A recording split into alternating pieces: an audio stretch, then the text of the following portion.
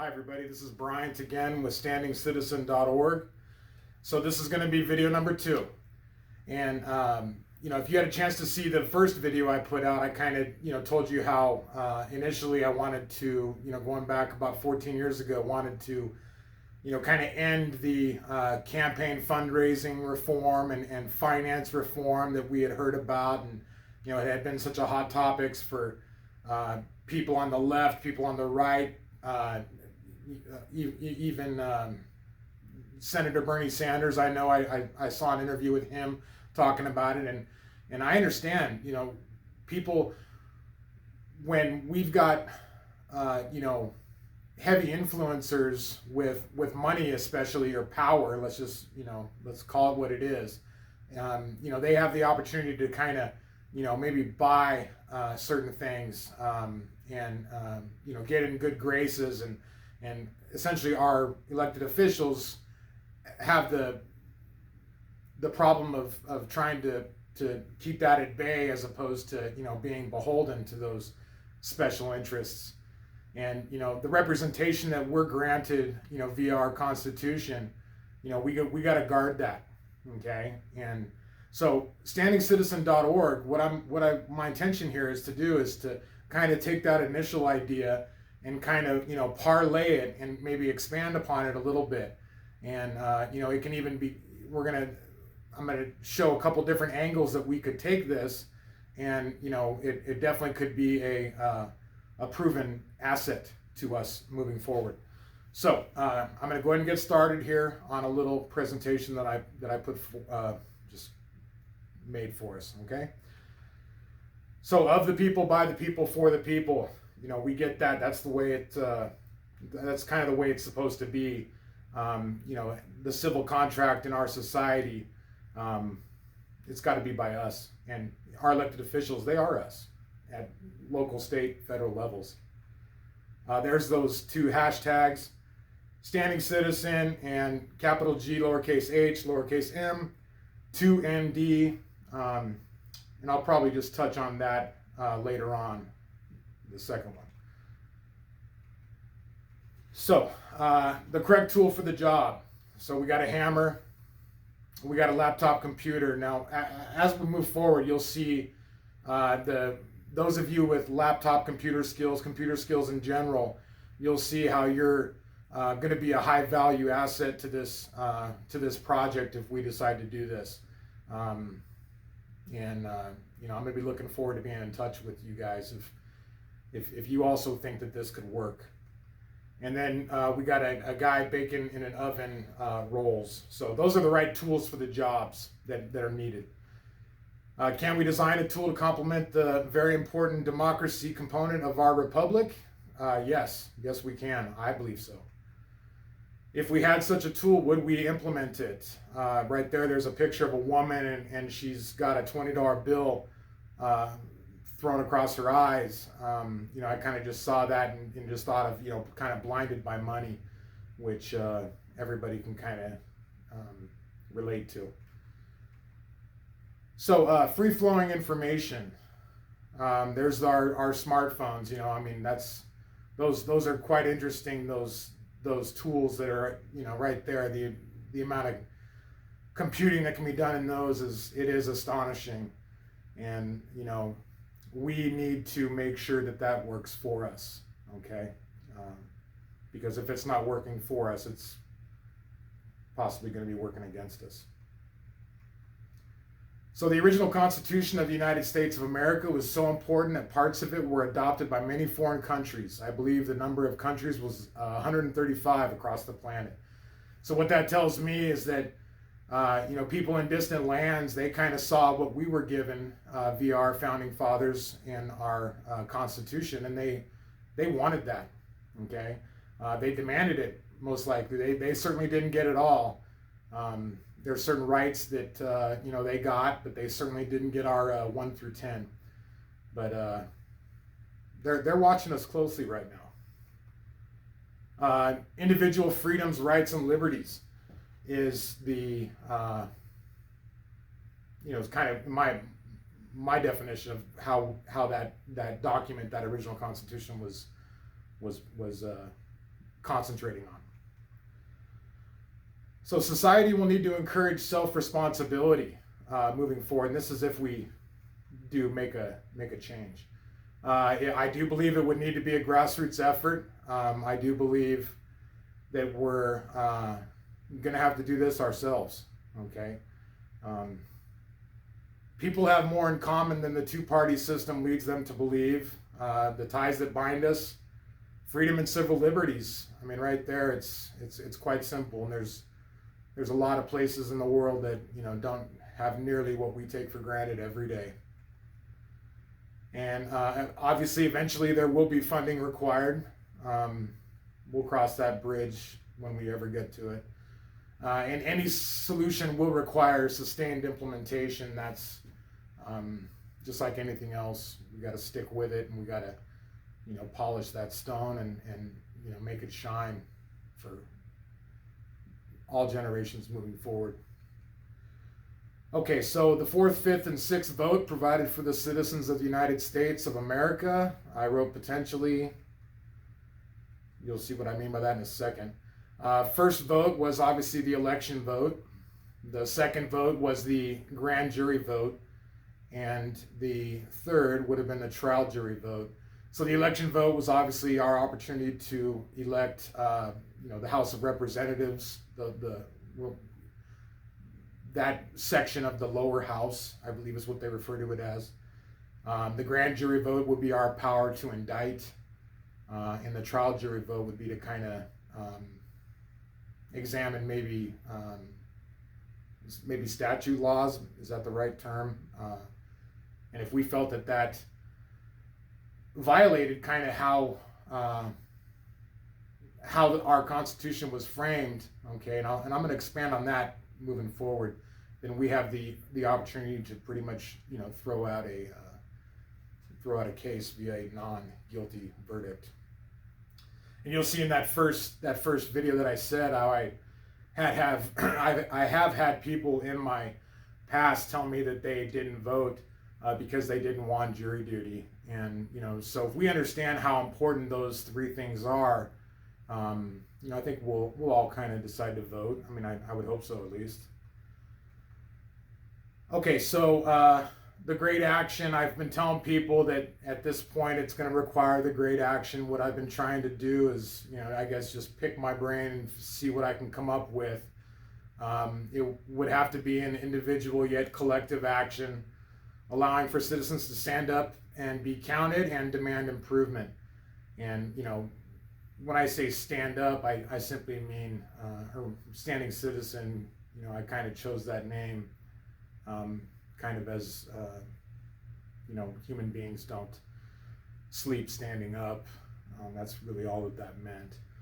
But that great action, I think there's a very important, that's a very important factor in all this, because, a lot of our friends and acquaintances, they kind of, like to, they need to be kind of shown the path maybe a little bit, or, so that's why we can, kind of help them along, and maybe they've got great ideas that can help with this, or maybe even better ideas, but we got to get them to seek it actively. Okay, envelope time. Okay, I wrote that. I actually did that in one of my outtakes. The great action at the time on June 15th, I went to the town next door, and so that was over 3 months ago. I apologize, guys. $4.10 is what I paid.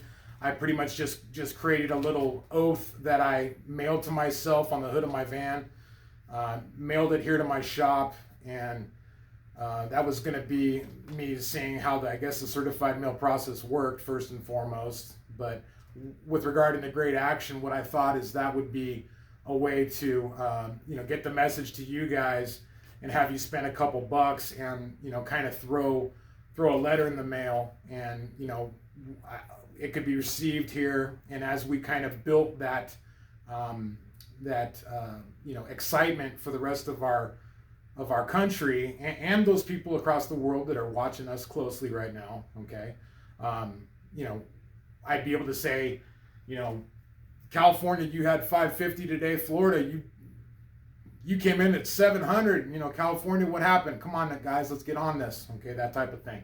So we can kind of create a little bit of a show.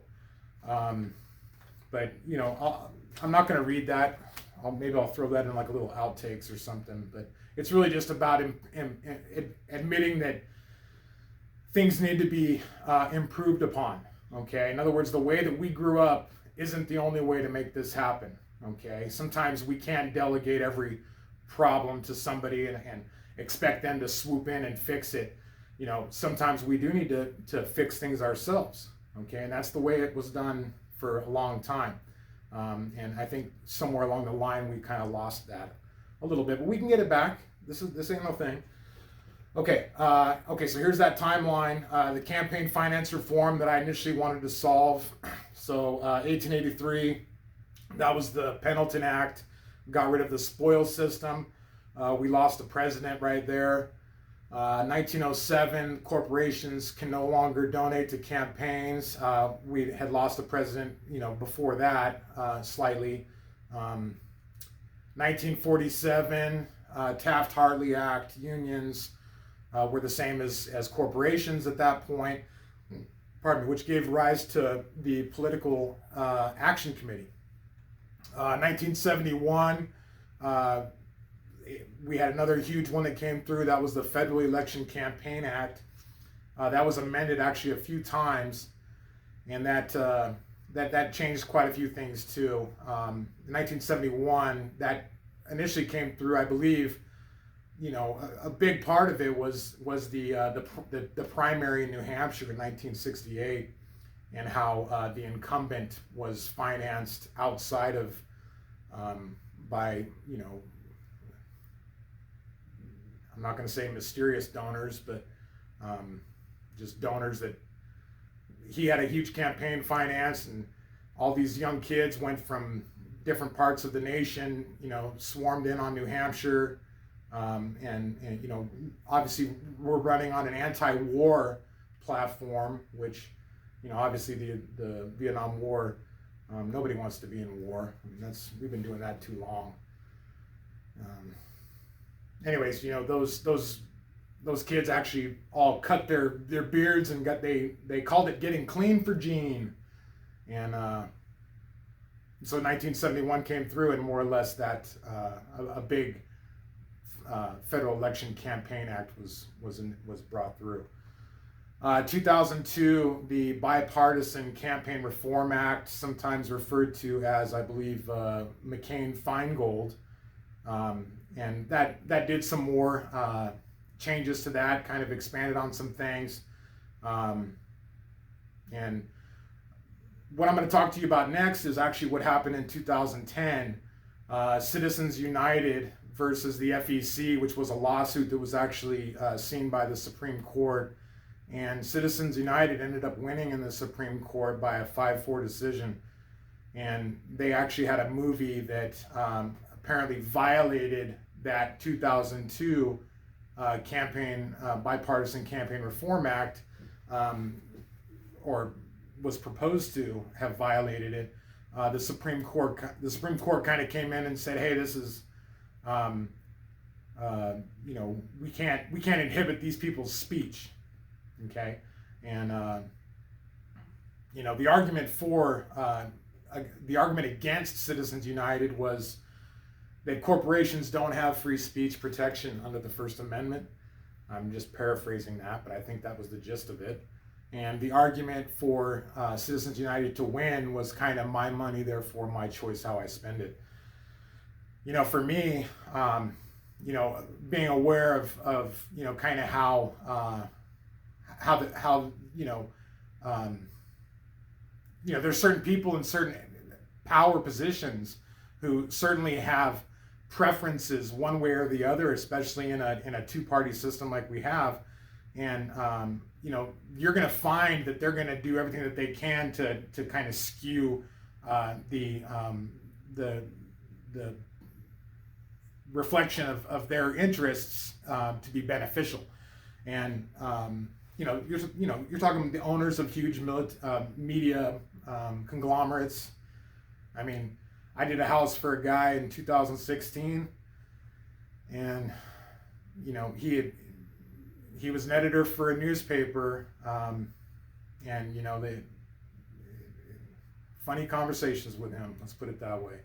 But that same newspaper owns, it's called a media outlet, I guess, whatever.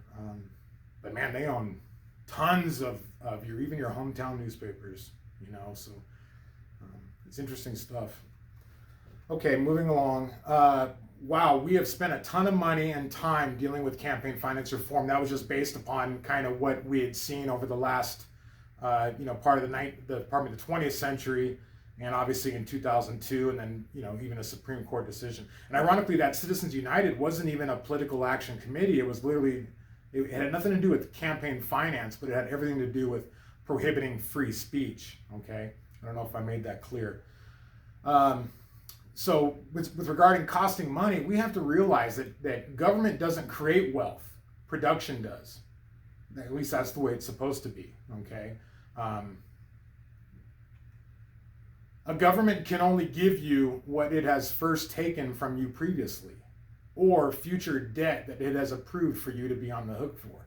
So with that being said right there, you know, we have to be cognizant of how the money's spent. I mean, we all would rather have more money, you know, on our shores for our people, not just in our own pockets.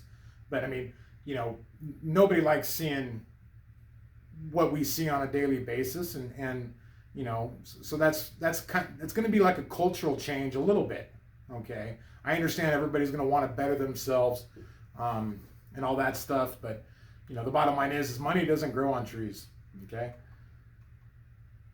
Okay, so looking at the Senate race. Okay, so once elected, a senator can spend up to 70% of time fundraising for the next election cycle. And that 70% does not mean that they spend 70%, but really what that means is that maybe they have 70% of their time that is available at their own discretion to kind of do so as they need to or as they wish, that type of thing. I'm assuming, but that's how I read it, and that's pretty much verbatim. So the most expensive Senate races, 2018, Florida Senator Rick Scott campaign, $85 million, with $97 million spent by outside groups, totaling $182 million bucks. Okay, ton of money. 2018 Senate race, again, $79 million spent for the O'Rourke campaign and $45 million spent by Senator Cruz's campaign.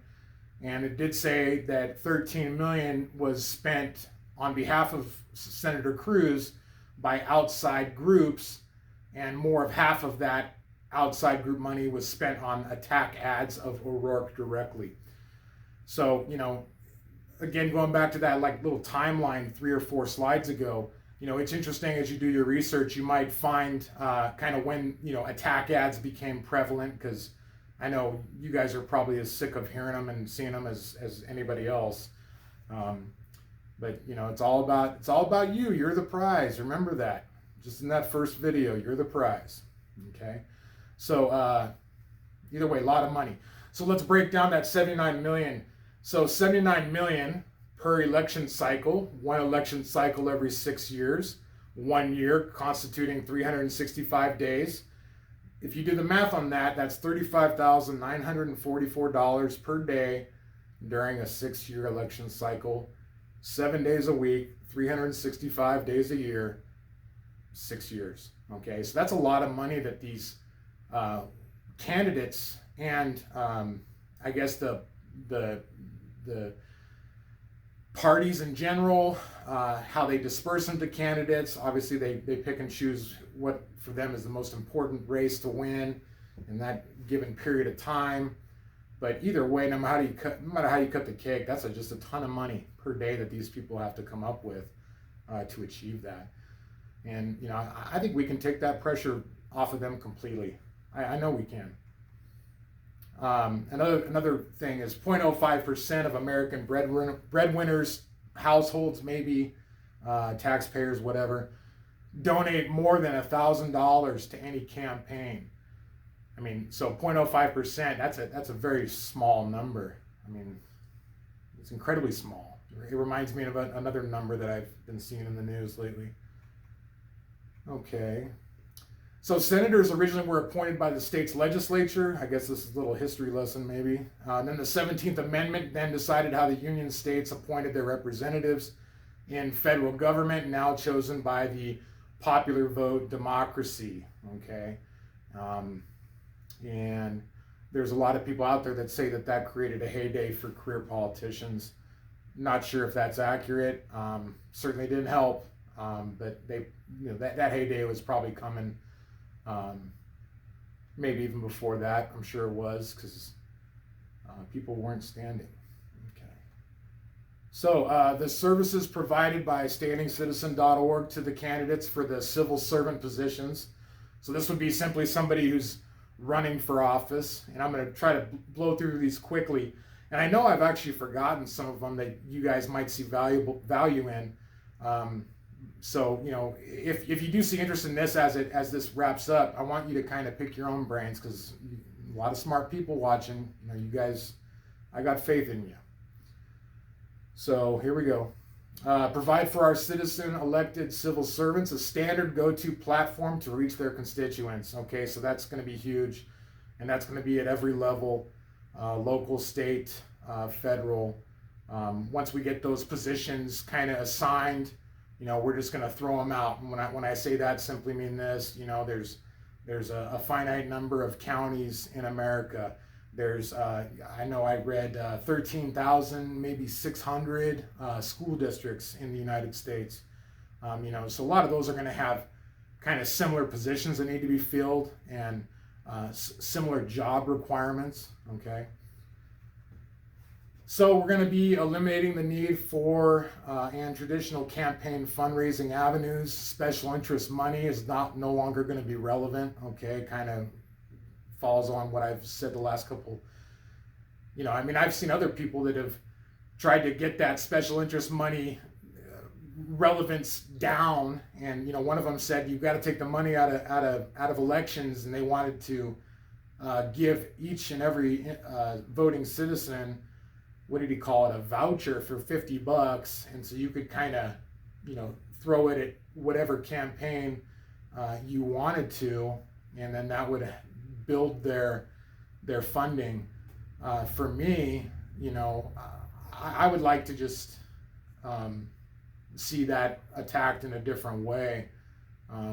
Plus, it'll be cool for you guys, for us.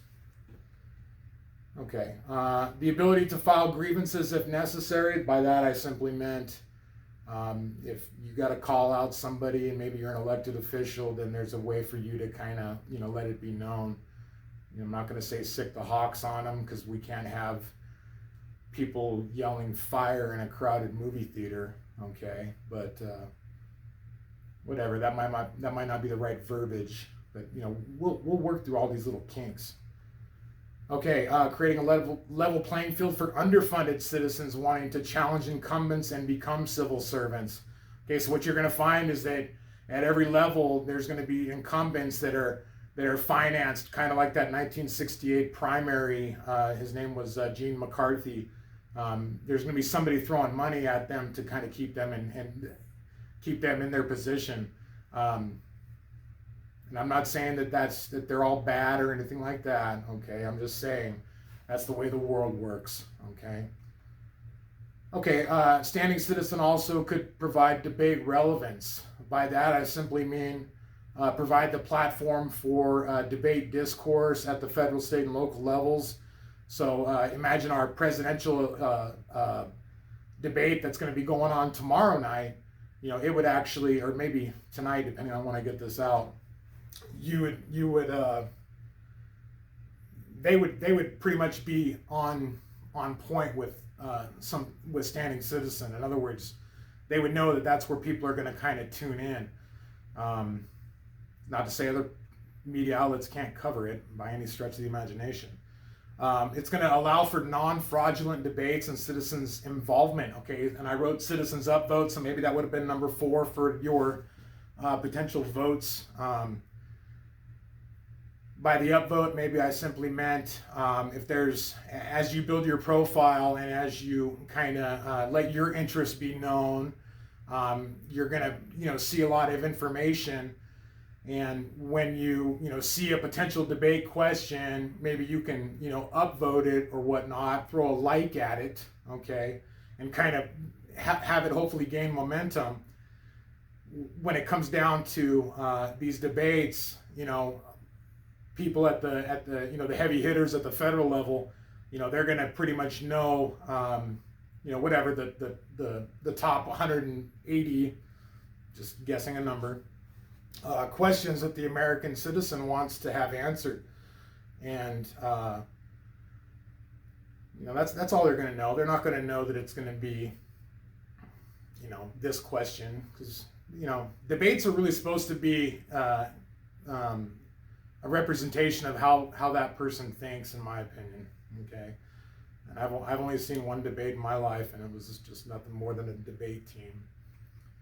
Okay, so accountability ensured. Okay, so we'll be able to get the voting and track record from elected officials. We'll see if they got elected by promising us, a bunch of things that maybe they didn't deliver on, or they couldn't have delivered on, trying to play on your naiveness or our naiveness. We're going to have that, and we're going to make sure that people are aware of that. If they tell you that they're, for some sort of a rights, then they sure as heck better stick by what they say. Promises kept, got it. Okay, the civil servant integrity score. I mean, we can throw that to the, we can shift that into fifth gear and pretty much, kind of like what they're doing in communist China, where they have the integrity score or the citizen score, that type of thing. We can kind of throw that back on our representatives, and if needed. Okay, I'm just saying that would definitely be doable. Transparency of spending. Okay, that should be pretty simple when it all comes down to it. I also wrote down polls. Okay, a service to both the citizens and the candidates. Okay, that's great. They would know what is trending universally or within a citizen's chosen profile, interests, groups, state, whatever. You're going to have the opportunity to kind of see what hot button issues are out there, and people will be able to understand, what people are thinking about. Okay, for the engaged citizen, which is what we're trying to create here, truthful, accurate information that's delivered, that is verified, local, state, federal levels, concisely delivered. I know there's professional people that can do a much better job with PowerPoint than me. I'm trying, but what I'm just saying is, bullet points, give people, because we're all busy with our lives. Okay, that's kind of how, this what they say, running on the hamster wheel or something. Okay, but we need to be given information quickly, accurately, and it's got to be truthful, of course. Continuing, associate with similar-minded citizens, and as well as have civil discourse with other views. Upvote.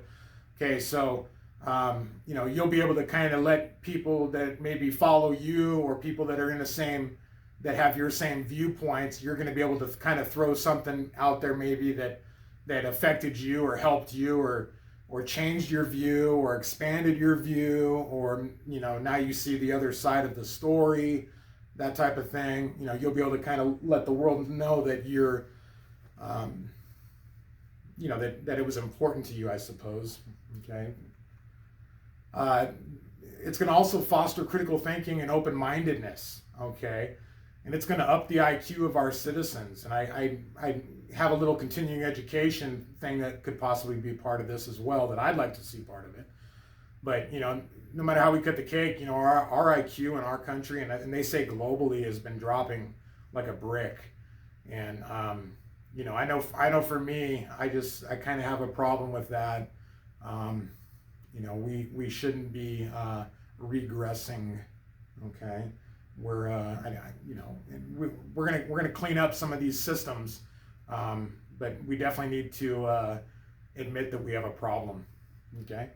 So continuing, I guess, updated notifications regarding your concerns, beliefs, ideals, maybe that are at if there's maybe in Sacramento, or in our state's capital in California, if there's something that is very important that a guy like me would find of huge relevance to my day-to-day life. Okay, I'm going to know that it's there. That way I can, be as loud as I can at that point in the game. And you can expand on that. Okay, we're going to promote free enterprise, competition to save taxpayer money. I've already expressed how saving money and having a non-wasteful system is important. And there's a lot of cleaning up that can be done there. Okay, receive accurate. Okay, so that kind of falls in with what I had earlier. Internal checks and balances. Okay, so simply what that was for is, there's going to be a lot of people that would potentially be employed by standingcitizen.org. I bought both the websites. I apologize.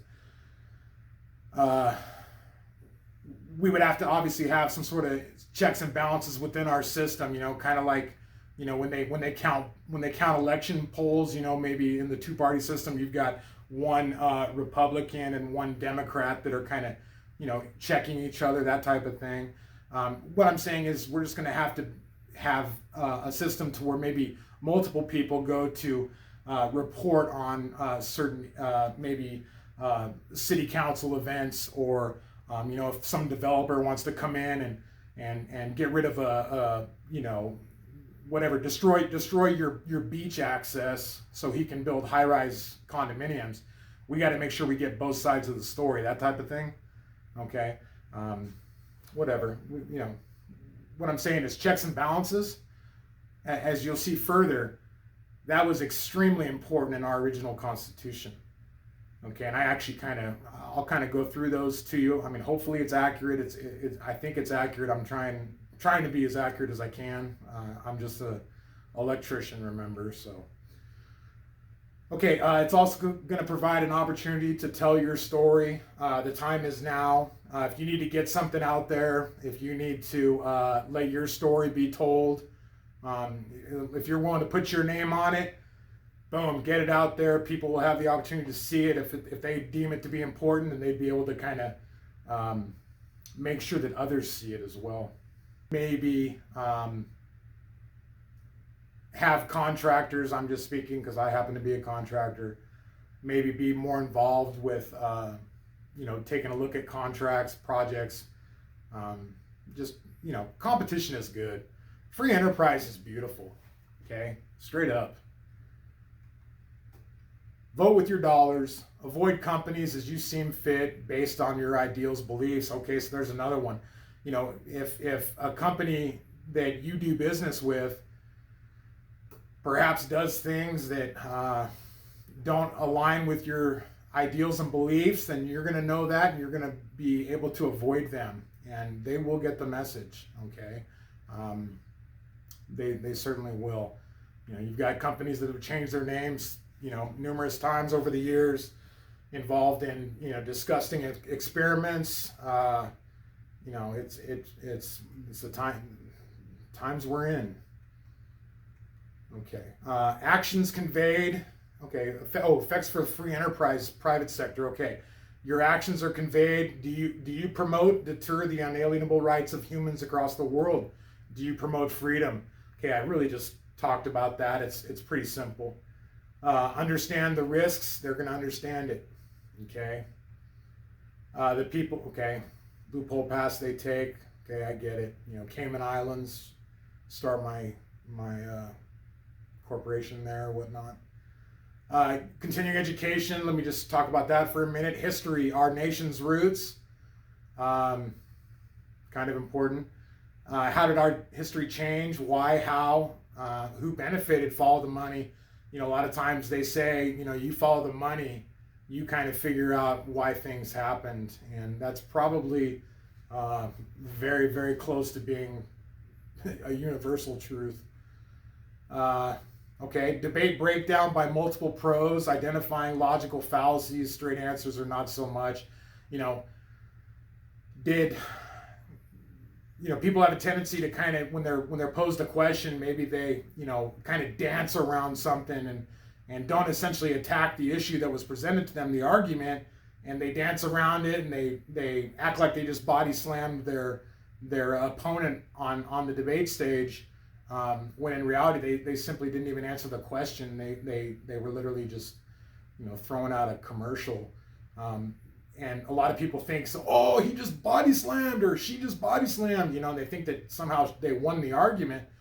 And it's because we don't have those reference points where we can kind of say, hey, that's BS.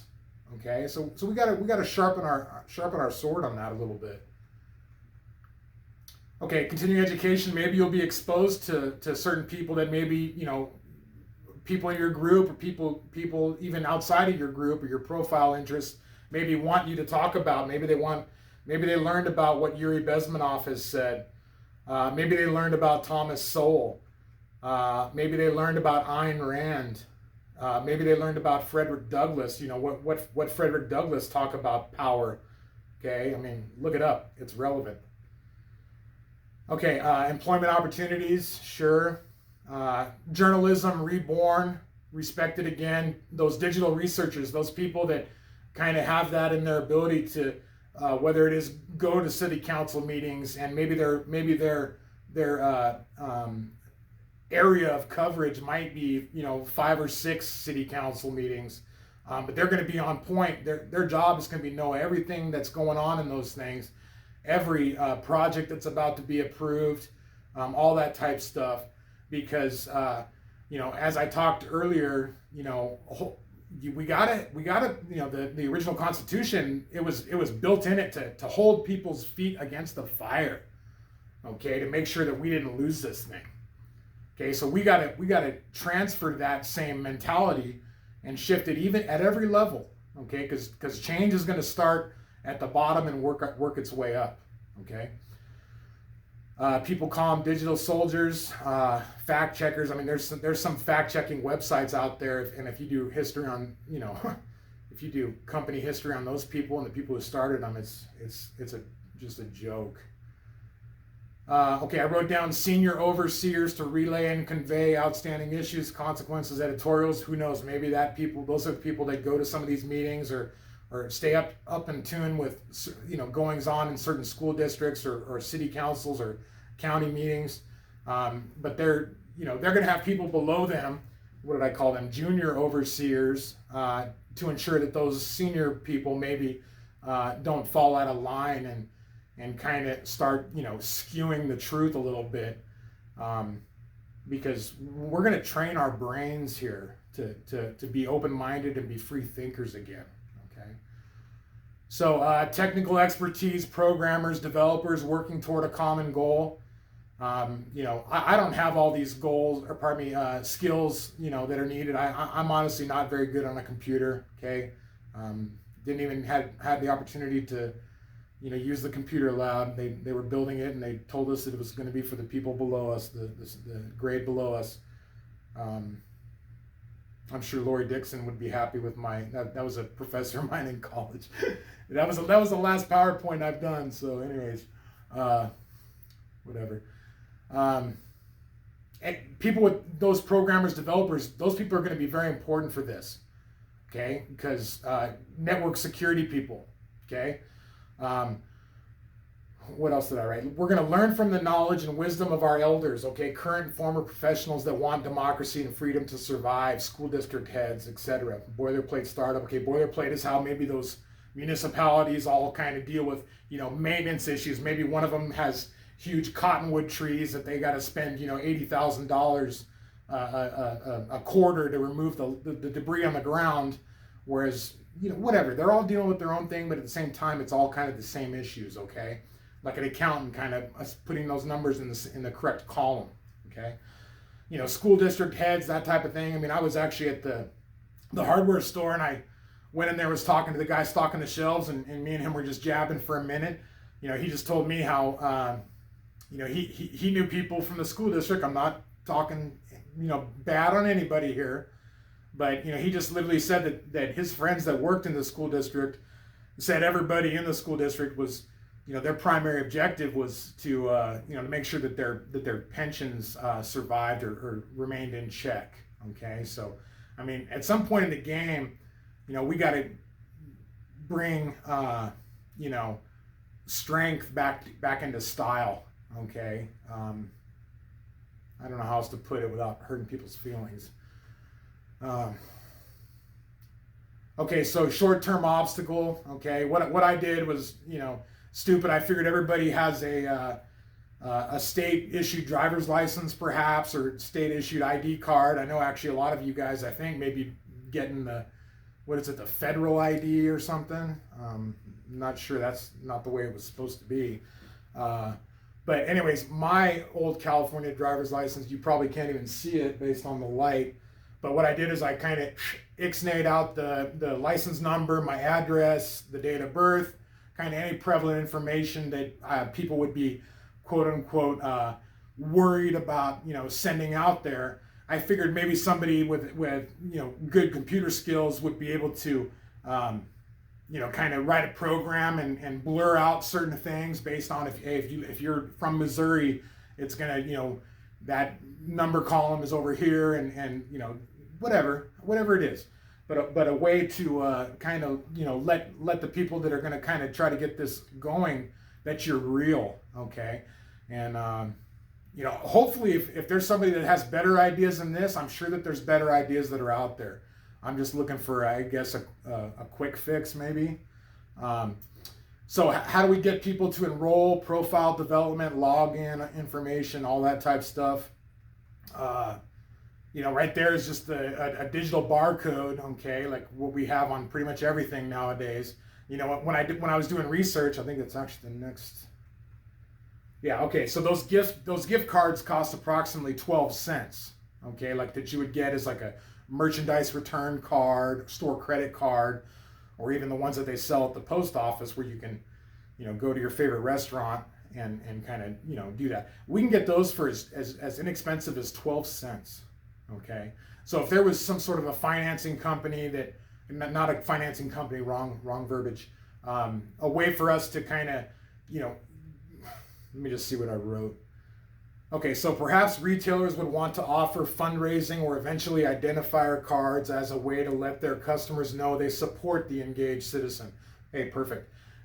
A way for, once we get into that I guess we'll call it the funding phase, which this isn't the funding phase, okay? When we get into that funding phase, there's going to be ways where we're going to have to kind of, get it squared away and make it to where it's convenient for people to get. Me personally, I like to keep the, I like to stay away from the digital money, okay? The rakers. Okay, get their business name on a registry of businesses that support freedom in the United States. Okay, so I was pardon me, jeez. I was talking about a retailer that would perhaps want to stand up and let the world know that they support, the opportunity for people to kind of improve their lives. Okay. Okay, so the funding question. Okay, what is it? 120,000 taxpayers, which that number's been dropping apparently. At $1 per month, you're talking 120 million per month. At $5 a month, simple math, that's 600 million per month.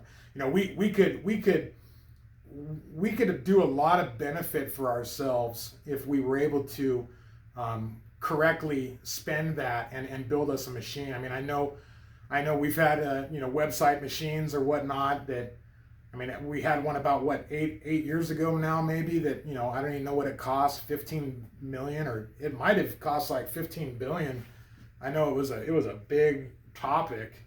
I didn't ever even logged on to it. I don't know, but whatever. I know that we can do a lot more efficient than that, a lot more streamlined than that.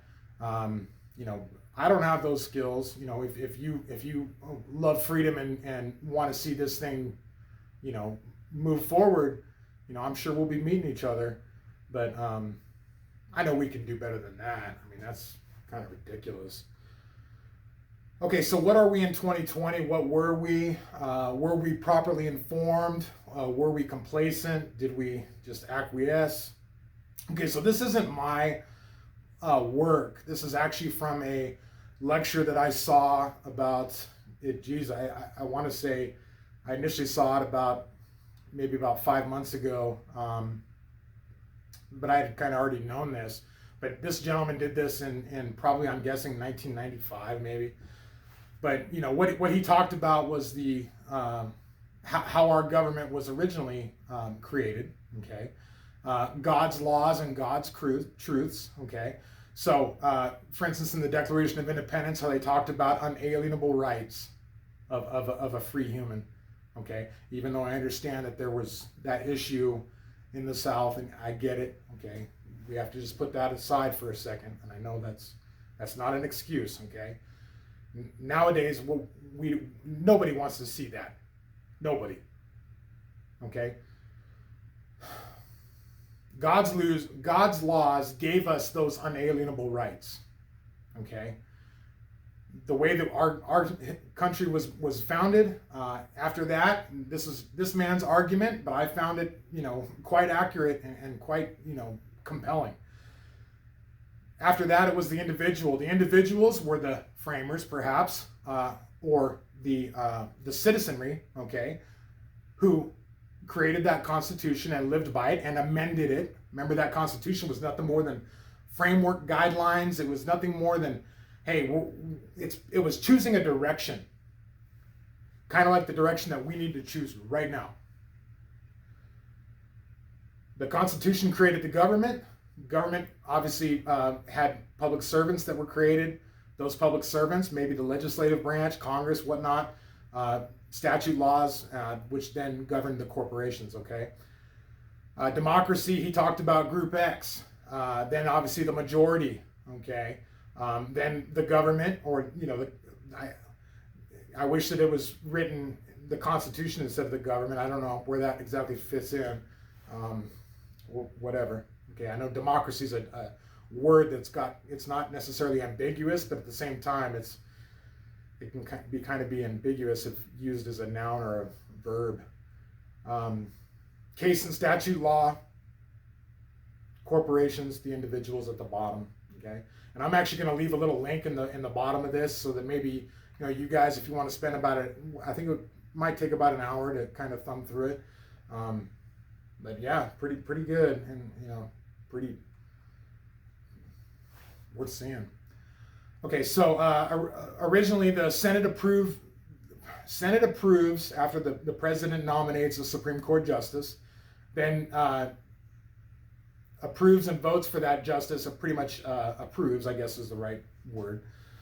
State legislatures of the individual states send and elect senators to represent their particular state in the Union, the United States. President is elected by an electoral college or indirectly by the citizens. Okay, so the electoral college kind of makes sure that one state doesn't essentially have more people in it, and then just pretty much just clown out all the rest of the states. Okay, and I'm trying to be accurate here. Okay, I'm not. I know there's a lot of people say how I think Al Gore lost by the popular vote, and then in 2016, Secretary Clinton lost by the popular vote, or lost and still had the popular vote. I understand that argument. I can just tell you that from the research that I know to be truth is they wanted to minimize. If in a straight democracy, people always just vote themselves into servitude.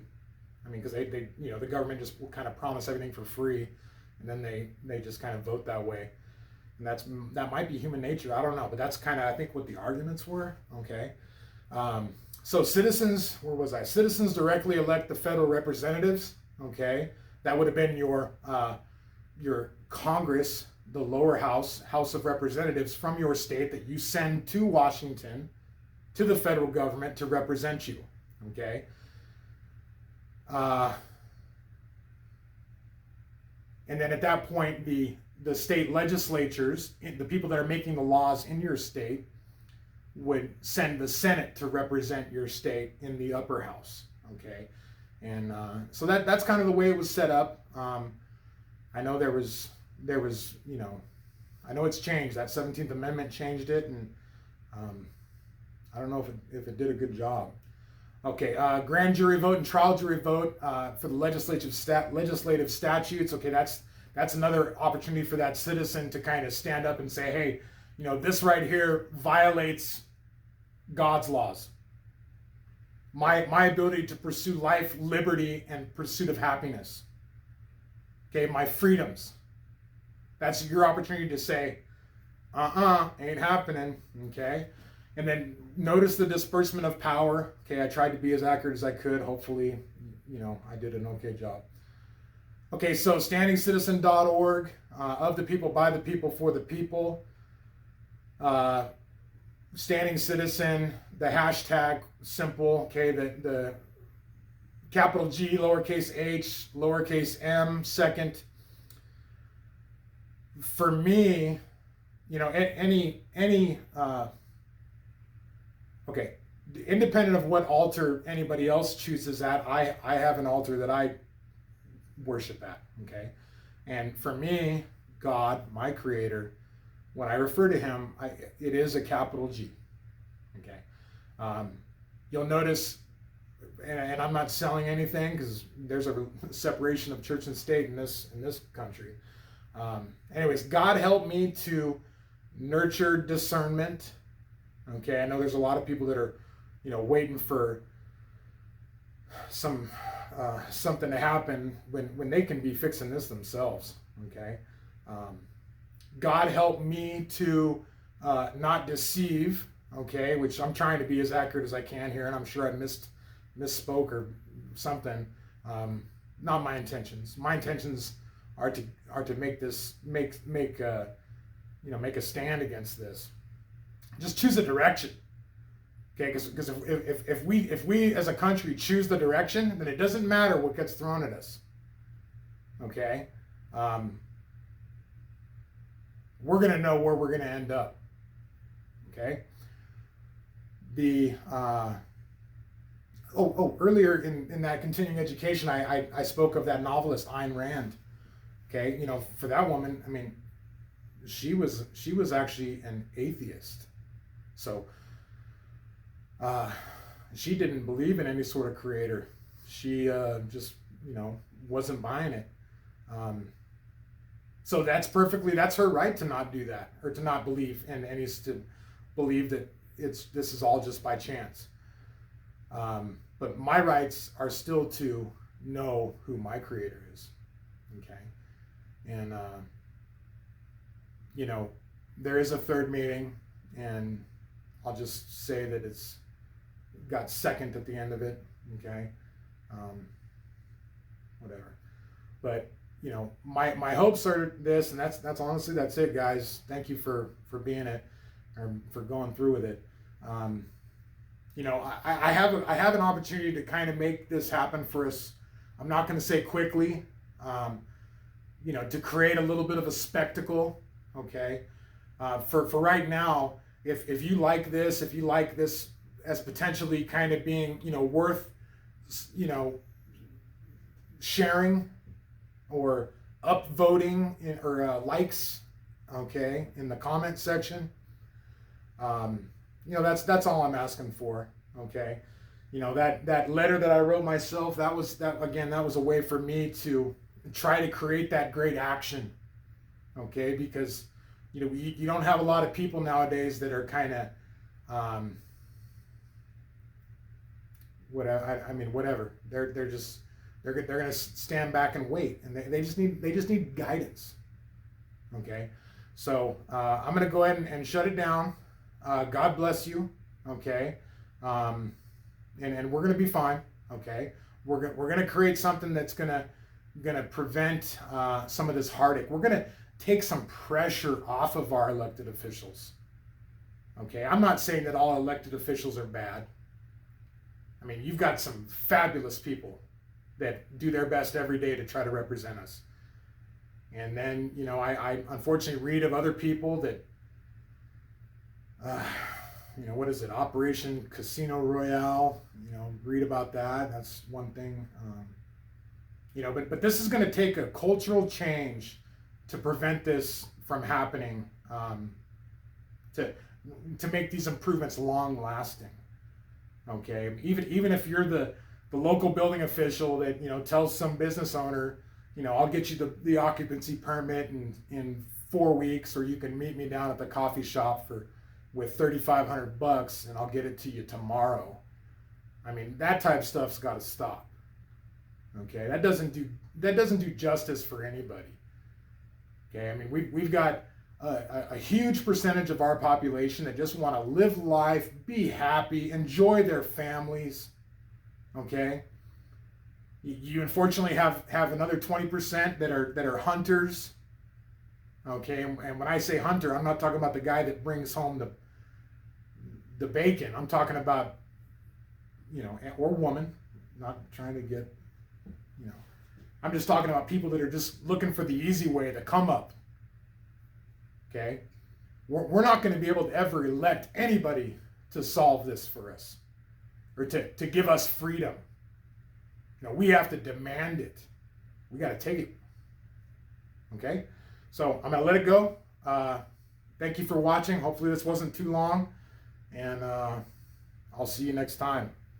Yeah, let me know how you feel about this. You can email me, standingcitizen. What is it? standingcitizen.org at standingcitizen Gmail. I don't know. My buddy set it up for me. Anyways, I'm gonna let it go. Thanks, guys. Bye.